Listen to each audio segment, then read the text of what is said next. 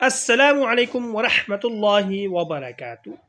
دوستو، مادہ منویہ کا کمزور ہونا بیماری یا کسی اور وجہ سے اس قدر کمزور اور بے اثر ہونا جس کی وجہ سے اولاد نہ ہو اور اس کے لیے علاج معالجہ کرنا، یہ سب اسباب کے درجے میں ہے۔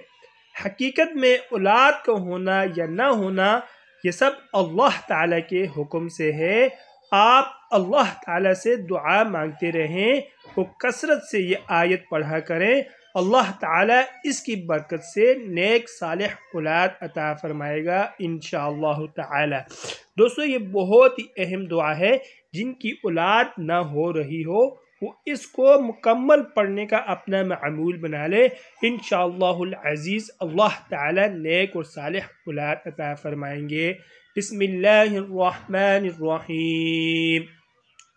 رب هب لي من لدنك ذرية طيبة إنك سميع الدعاء رب هب لي من لدنك ذرية طيبة إنك سميع الدعاء۔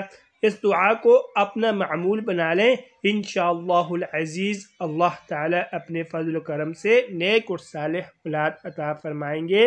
اور مزید اچھی ویڈیوز کے لیے چینل کو لازمی سبسکرائب فرمائیں۔ جزاکم اللہ احسن الجزاء۔ طالب دعا قاری محمد آصف۔